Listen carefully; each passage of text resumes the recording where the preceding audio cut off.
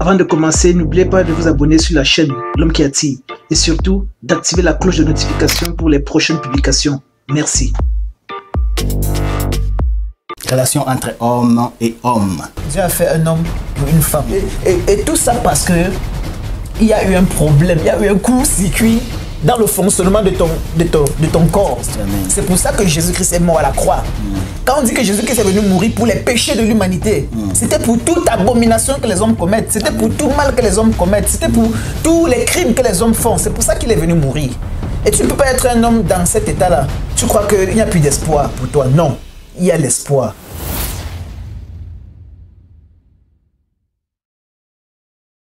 Merci beaucoup, bien-aimés dans le Seigneur. Je ne passerai pas sans toutefois vous dire merci de votre attention, de suivre votre émission Jésus-Christ, l'homme qui attire. Je suis très content encore d'apparaître devant vos écrans, devant vos petites tablettes, téléphones, je ne sais pas moi, ça dépend. Merci beaucoup pour tout, merci de suivre ça, merci pour tout. Et c'est moi votre humble serviteur, le frère Pat Aonochiswaka, comme je l'ai toujours dit. Je suis avec le pasteur Serge Kemale, notre pasteur qui est le Seigneur, réservé de l'Éternel. Le Seigneur nous a toujours bénis avec lui.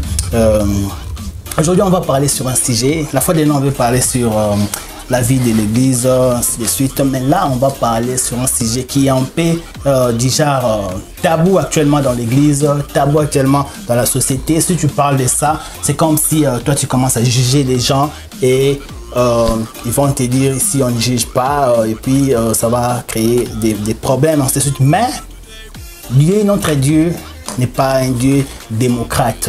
Il est un Dieu dictateur dans les bons. Donc, je préfère être avec mon Dieu en tant que dictateur dans la vérité. On va parler sur relation entre homme et homme. Pourquoi relation entre homme et homme? Il faut pas, on n'a pas à juger les gens. On veut seulement parler, partager. Ce qui est mal, c'est mal. C'est ce que je viens de dire tout de suite. Si notre Dieu, c'est pas un Dieu démocrate. Si quelque chose est mal, c'est mal. Si quelque chose est bien, c'est bien. Et c'est pas pour juger, mais plutôt pour propager la bonne nouvelle. Vous qui êtes en train de suivre des vies comme ça, que vous puissiez rentrer et vous ramener à la raison, parce que Jésus-Christ a été mort pour toi, toi qui nous suis tout de suite là. Jésus-Christ était mort pour toi. Merci beaucoup. Salut pasteur. Oui, mon frère, salut. Sois béni, l'homme de Dieu. En tout cas, je suis très content. J'ai toujours la joie de vous recevoir, de parler avec vous. Parce que quand on parle, il y a des... c'est comme si j'ai des frissons. C'est comme si moi, ça me fait du bien de parler avec vous, l'homme de Dieu. On va parler sur relation entre homme et homme. Pasteur, actuellement, si tu parles de ça, si même l'église ne veut plus parler de ça, soi-disant, ils ont peur de juger. Est-ce que Dieu est content de ça? Est-ce qu'on ne doit pas parler de ça? Est-ce qu'on doit parler de ça?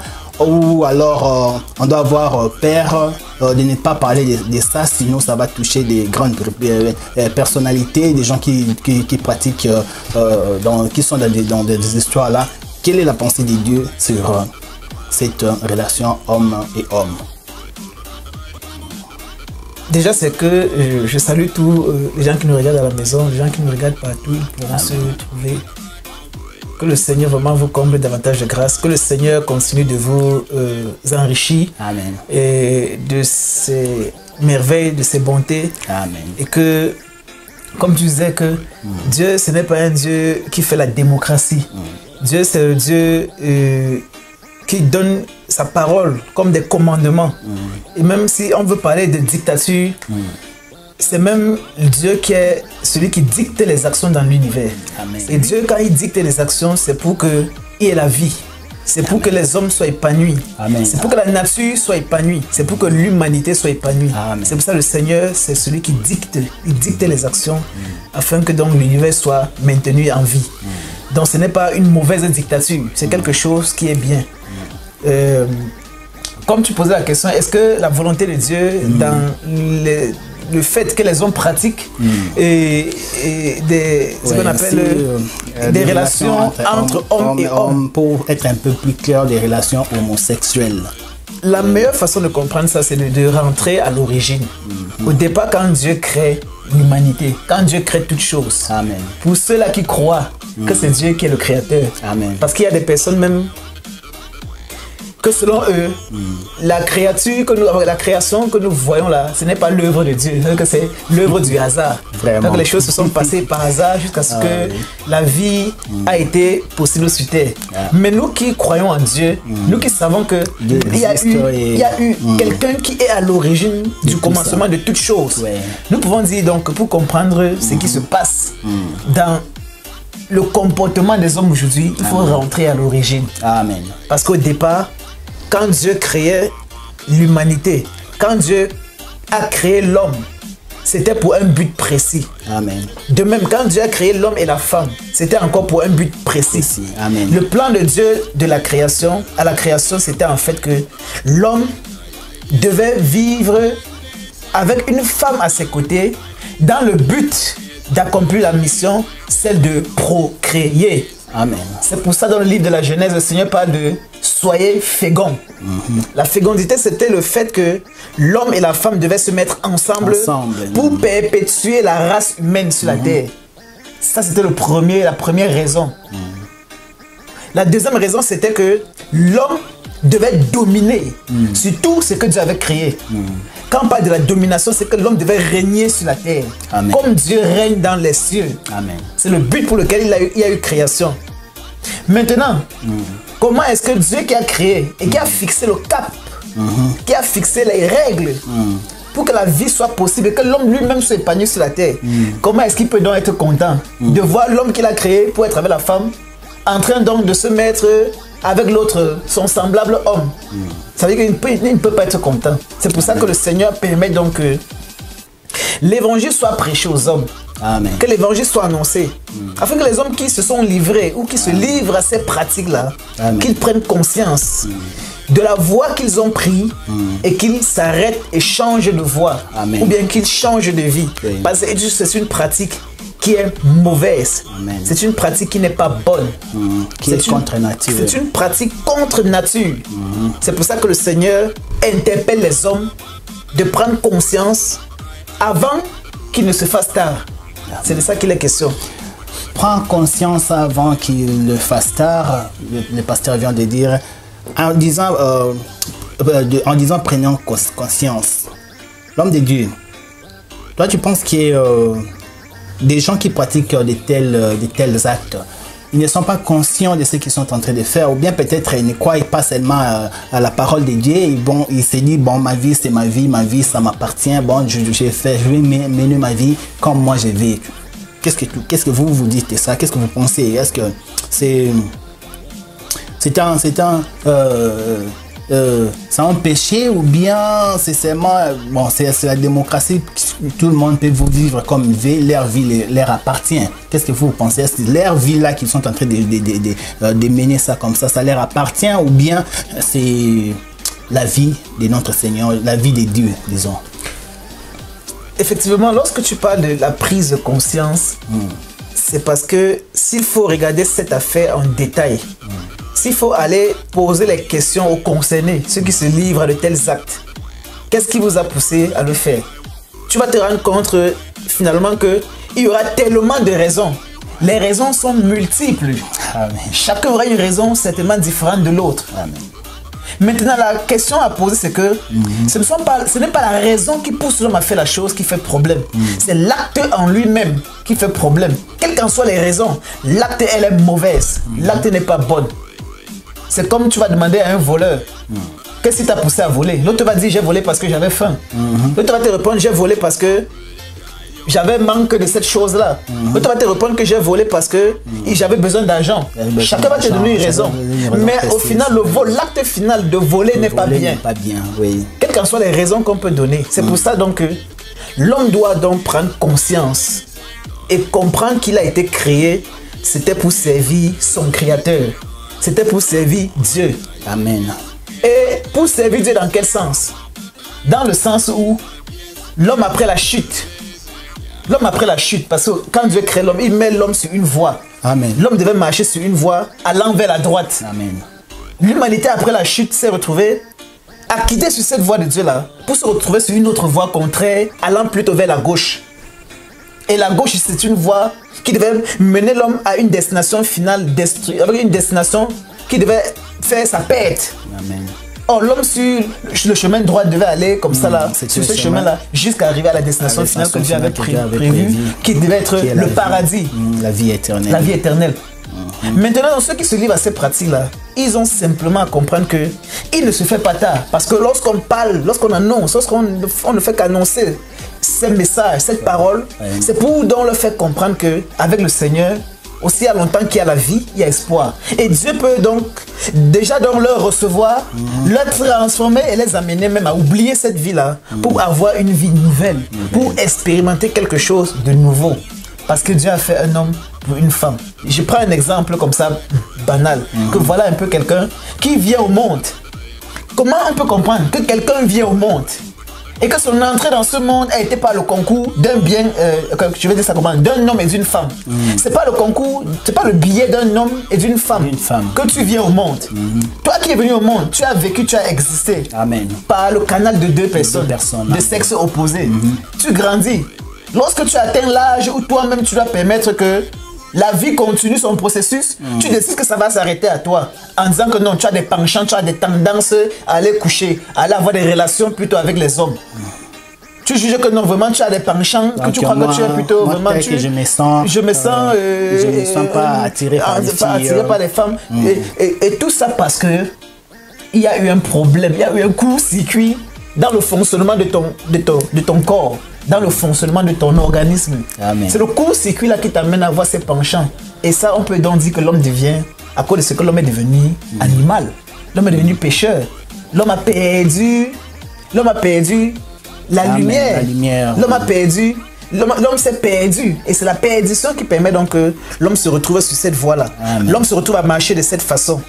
Amen. Donc il n'y a aucune raison, non seulement d'accepter, il n'y a aucune raison même de comprendre que des gens se livrent dans ces choses-là. Parce que, je ne sais pas, il y a tellement de... Amen. Oui, c'est simplement fait comprendre aux hommes que ce n'est pas un acte qui est bon.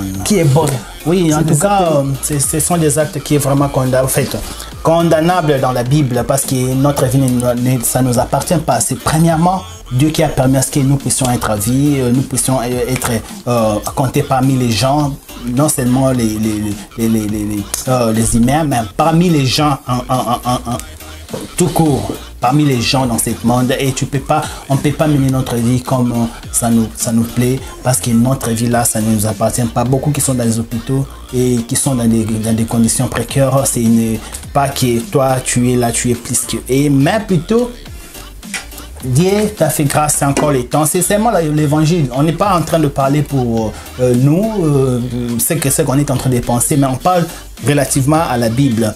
Pasteur, maintenant, des gens qui pratiquent des telles pratiques, est-ce que de eux-mêmes, ils peuvent se décider, bon, aujourd'hui, j'arrête, je vais plus, je m'intéresserai plus jamais à de telles pratiques dans la vie à venir. Est-ce que d'eux-mêmes, ils peuvent faire ça, ou bien ça demande seulement la force du Saint-Esprit pour faire ça? Est-ce que ce sont des esprits qui sont dans leur vie et puis ça a pris la place, l'ampleur dans leur vie, ou bien d'eux-mêmes aussi, ils peuvent se décider, non, ok, moi j'arrête, je continue, je change ma course de vie.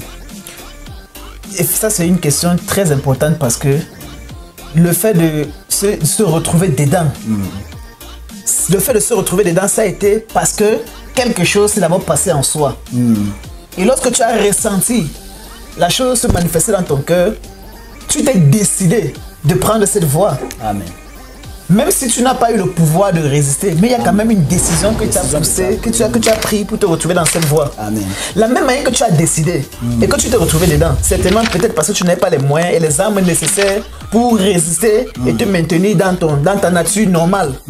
C'est pour ça que le Seigneur permet donc que l'évangile soit prêché, que sa parole soit annoncée aux hommes, afin que les hommes saisissent cette parole-là et qu'ils s'arrêtent, lèvent les regards vers le Seigneur pour demander que Seigneur, comment donc en sortir? Parce que même si tu te retrouves dans quelque chose parce que tu n'as pas de force, le Seigneur vient donc avec sa parole qui a le pouvoir au-dessus de tout pouvoir, au-dessus de toute puissance, te fait sortir de là. Parce qu'une chose est vraie, que je ne peux pas douter de ça. Une chose est certaine, que plusieurs des personnes qui se livrent dans cette pratique-là ne sont pas heureuses. Les gens sont mal à l'aise. Le malaise, pourquoi? Parce que il faut voir quand ces personnes-là finissent. Quand ces personnes-là se retrouvent dans des hôpitaux, avec leur derrière détruit, Amen. avec leur corps rempli de maladies, une telle personne ne peut pas être à l'aise. C'est une personne qui souffre dans son âme. C'est une personne qui souffre dans son être. Et il faut donc qu'une parole vienne pour leur faire comprendre que malgré que vous êtes détourné de la voie normale, malgré que vous avez changé de vie, le Seigneur qui est Dieu, le Seigneur qui vous a créé, et qui vous aime au-delà de tout homme, qui vous aime au-delà de vous-même, il vous tend encore la main. Amen. Et il vous promet le salut, il vous promet la guérison, il vous promet la restauration, il vous promet le rétablissement. Oui, en tout cas, il promet le rétablissement. C'est un peu compliqué. Tu vas voir, même dans les églises, il y a des pasteurs qui se lancent dans de telles pratiques. Vraiment, parce que bien aimé, c'est vraiment honteux. Mais comme le pasteur vient de le dire, ce n'est pas tard. Vous pouvez encore changer votre parcours juste en prenant une décision et puis c'est jeté dans le main des hommes de Dieu, des vrais hommes de Dieu qui vont vous orienter dans des prières et par la parole de notre Seigneur Jésus. Ça va nous... Continue papa, ça va nous aider. Effectivement, c'est ça qui est appelé l'évangile de la bonne nouvelle. Parce que le Seigneur Jésus-Christ vient en ce temps comme un docteur qui vient guérir les hommes malades. Amen. Et quand le Seigneur guérit les personnes, c'est qu'il prend sur lui de guérir tout genre de maladies. Il n'y a aucune maladie, il n'y a aucun mal que le Seigneur peut dire ne pas pouvoir guérir. Dieu soigne toutes les maladies. Qu'on soit dans l'homosexualité, qu'on soit dans le lesbianisme, qu'on soit même dans la pédophilie. Dieu vient pour faire comprendre à l'homme que si tu t'es retrouvé dans cette condition, c'est parce que tu as reçu ça comme héritage. L'héritage que nous avons tous reçu d'Adam quand on ne connaissait pas Dieu. C'est un héritage. Amen. Et lorsque l'homme se retrouve dans ça, c'est que simplement, il a laissé qu'un esprit puisse prendre place en lui, utiliser son corps donc pour d'abord se détruire et détruire les autres autour de lui. Amen, pasteur. C'est que ce n'est pas lui qui est coupable. En fait, il est coupable quelque part parce qu'il a donné à ça sa volonté. Mais le coupable, parce que lorsqu'on parle ici, ce n'est pas pour juger. La personne qu'on juge dans ça, ce sont ces démons qui incarnent nos frères, qui incarnent les personnes qui sont chargées de cette chose-là. On n'est pas en train de juger. Oui, c'est pas un jugement. On n'est pas en train de juger. C'est juste qu'on décrit un fait. C'est quelque chose qui est là et qui fait souffrir les gens. Et qui fait souffrir les gens. Oh, Dieu vient pour aider les hommes à s'en sortir. Si quelqu'un a une petite volonté, comme le Seigneur parle de la foi, comme une graine de sénévé, si quelqu'un a une petite volonté de désirer sortir de là, le Seigneur va le délivrer de la chose. C'est de ça qu'il est question.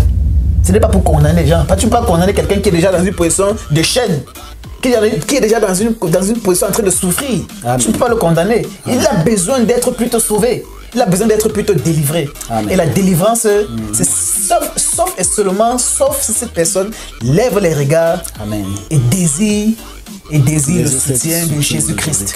C'est pour ça que Jésus-Christ est mort à la croix. Quand on dit que Jésus-Christ est venu mourir pour les péchés de l'humanité, c'était pour toute abomination que les hommes commettent. C'était pour tout mal que les hommes commettent. C'était pour tous les crimes que les hommes font. C'est pour ça qu'il est venu mourir. Et tu ne peux pas être un homme dans cet état-là. Tu crois qu'il n'y a plus d'espoir pour toi. Non, il y a l'espoir. Aussi longtemps que tu as encore le souffle de vie, c'est parce que Dieu t'accorde encore la grâce de t'en sortir de là. Amen. De te délivrer. Maintenant, la balle reste donc dans les camps de ces personnes-là. Parce que d'autres se plaisent aussi dedans.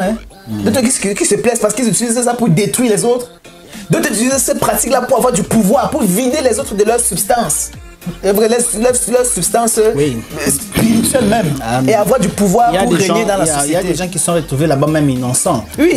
Ils ne savent même pas. Bon, seulement une fois, il y a un messie, un occultiste qui est passé là-bas, qui est passé sur son chemin et puis là, désorienté, ils ont fait le pratiques et puis il a commencé à faire ça et encore. Et dans des cas comme ça, les gens se retrouvent épuisés de toutes ces forces naturelles, épuisés de tout et puis se retrouver dans les hôpitaux.